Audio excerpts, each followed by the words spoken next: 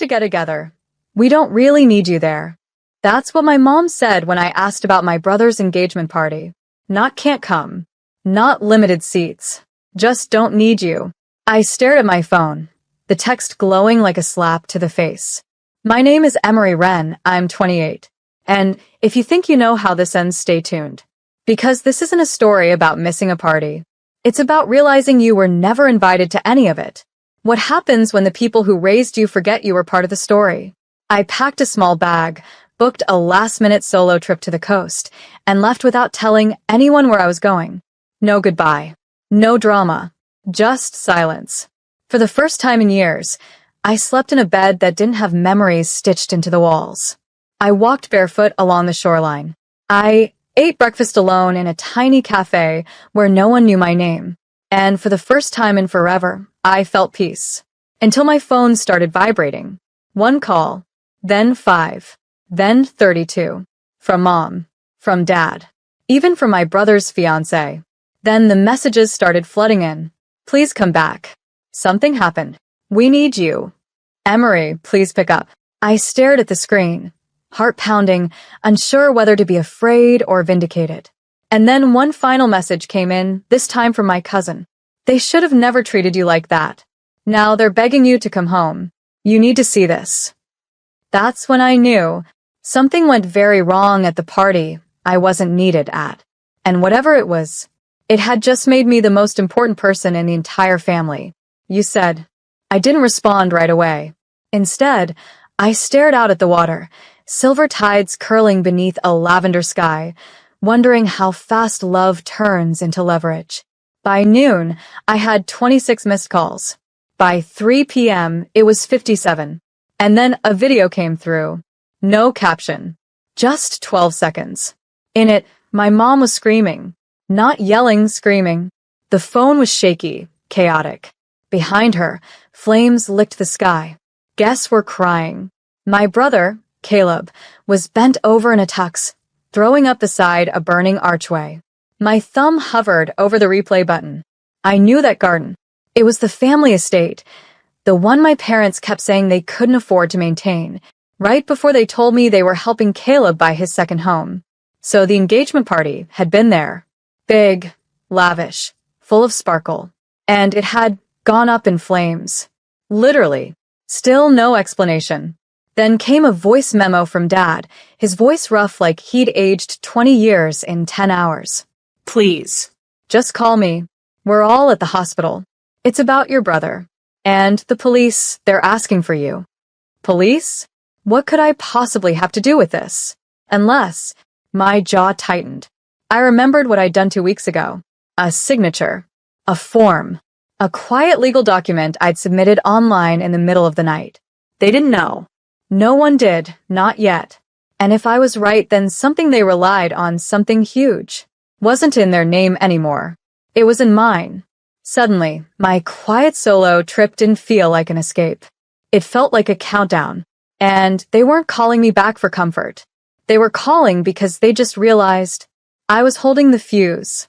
You said. By the time I pulled into the hospital parking lot, the sun had dipped beneath a haze of gray clouds. Inside, the waiting room looked like a funeral in slow motion. My mother, the woman who once told me I was too emotional for real family events, ran toward me like I was oxygen. Oh, thank God, she sobbed. Emery, we didn't know. We didn't know it was your name on the venue contract. There it was. The slip. The thing they were trying to avoid saying. I blinked at her, deadpan. You mean the contract I paid for? She faltered.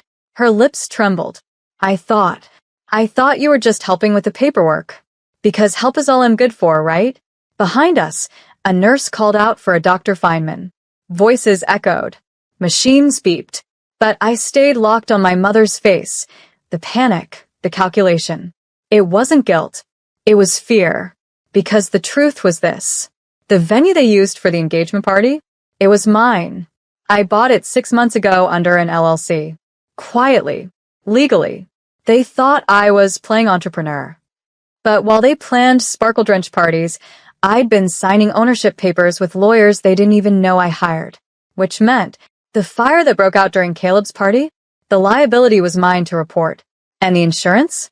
Mine to claim. And any legal investigation? Also mine to answer for. Is Caleb okay? I finally asked. Mom nodded.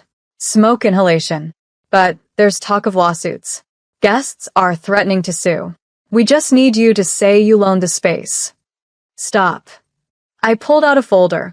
Inside, proof of ownership, permits, fire inspection dates. This isn't a loan, I said. This is a reckoning. And that's when I saw it.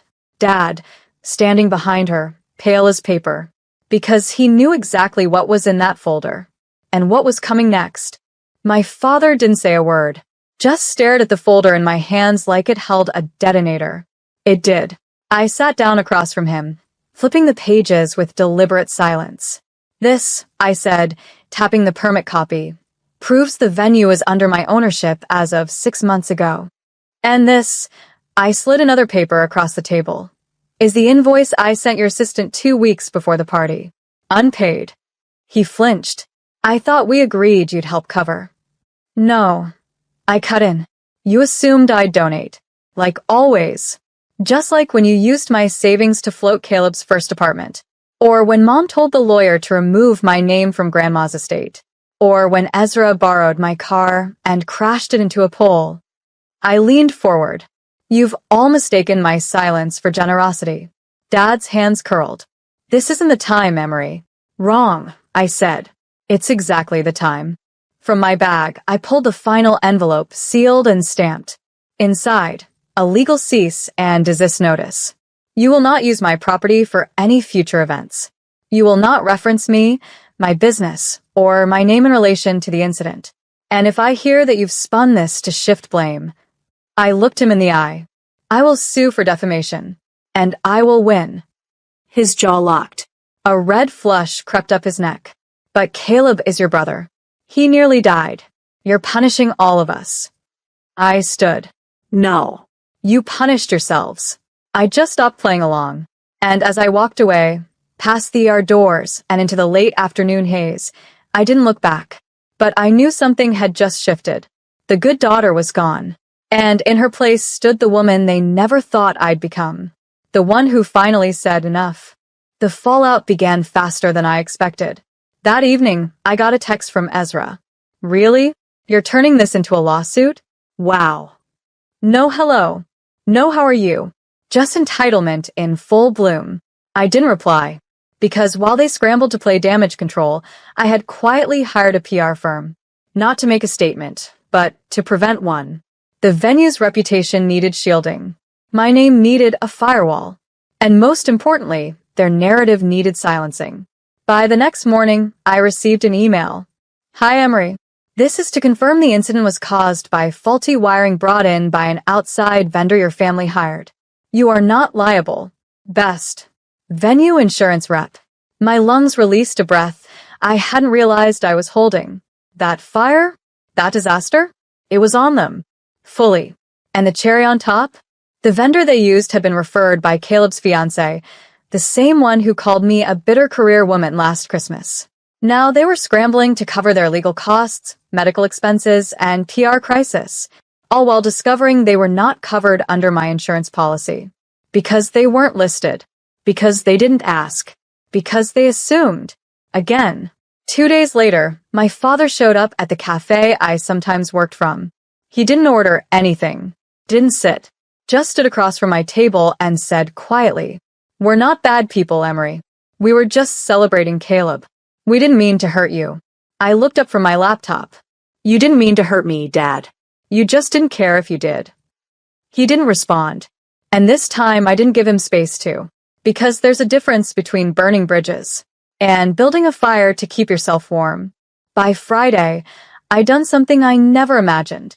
I reopened the restaurant. Not for business. Not for guests. But for me.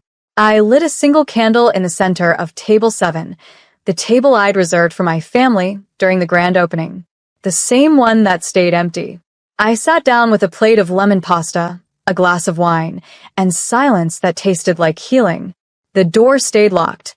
The music was soft jazz, the air was warm, and every flicker of the candle reminded me. They missed this. Not me. They chose to prioritize Ezra's job title over my live stream. And now, Ezra was trending on local news, not for a promotion, but for possible negligence. Turns out, one of the guests he invited to the engagement party had posted an Instagram story mid-fire, tagging the vendor, joking about skipping permits. The video went viral. My lawyer said I could have taken advantage of it, flipped the narrative entirely. But I didn't. I didn't need revenge. I needed space. That weekend, I posted a quiet update on my business page. To everyone who's ever been overlooked, unseen, or erased, this place is for you. We're reopening next Friday. Soft music, real food, no fake smiles. Come as you are. Emery. The post exploded. Comments, shares, emails. People telling me how they'd been the black sheep, the forgotten sibling, the backup friend. People telling me they'd be there. And for the first time in years, I felt it, not hope, not pride, but wholeness. Because sometimes the family you build from ashes is far more sacred than the one that tossed the match. And mine was just beginning to arrive. The line wrapped around the block. People, strangers, old classmates, single moms with toddlers, gray-haired couples holding hands, all waiting for a table at my place. A soft glow poured from the windows. Inside, the air smelled of rosemary, lemon, and warm bread. No velvet ropes. No reservations. Just heart. And somewhere between table two's shared laughter and table nine's quiet tears over creme brulee, I realized I'd done it. Not the restaurant. Not the full tables or five-star reviews. But this, creating a place where forgotten people felt seen. Mid-shift, my phone buzzed. A photo from my cousin. My parents' house. Ezra standing at the porch. Caleb in the background, pacing. Mom sitting on the steps, head in hands. Below it, they're fighting again. Mom keeps saying you should have invited them tonight. I stared at the image. The people who couldn't be bothered to show up for my dream, now aching to be part of its light. But they were no longer the fire I danced around. I didn't reply. I didn't need to. That night, as I locked the restaurant and stepped into the soft hum of city silence, I passed a woman waiting by the gate. She looked familiar. Older. Tired. Holding a wrapped box in her hands. Emery, she said. I used to babysit you. Your mom told me you opened this place. I just wanted to see it once. I opened the door again. For her. Because not every visitor from the past comes to take. Some arrive to remind you. You were always meant to rise. As she walked inside, her eyes filled with tears. And I realized, even when your family shuts the door, you can still become the kind of home others have been searching for all along. 3 weeks later, a letter arrived. No return address. Just my name, handwritten in shaky ink. Inside was a single folded sheet. Emery, we didn't realize what we were doing until you stopped answering. Until the restaurant photos started flooding the family chat. Until people kept saying, you must be so proud of her. And we had to lie. We weren't there when it counted. And I don't expect forgiveness. But if you ever decide to let us sit at your table again, we'll come early, we'll stay late, and we'll bring our own chairs. Dad. I read it once. Then again. Then I folded it neatly and placed it in the bottom drawer of my office, under receipts, old menus, and a paper flower a customer's child had once handed me. I didn't respond. I didn't need to. Because closure doesn't always come with a confrontation. Sometimes, it arrives when you stop waiting for someone to make it right and realize you already did. My restaurant wasn't just a business. It was a reclamation. A place where my voice wasn't drowned out by louder ones. Where I could hear myself think. Where strangers became family, not by blood, but by choice. That Friday, a woman proposed to her girlfriend at table 5. At table 3, a man reunited with the daughter he hadn't seen in 12 years. Laughter spilled through the windows like music. And I stood at the back, apron dusted with flour, tears in my eyes, not from sadness, but from stillness. Because healing doesn't scream. It whispers. It waits. And one day, you look around and realize you built a life so warm, so full, so true. You no longer have room for the ones who left you out in the cold.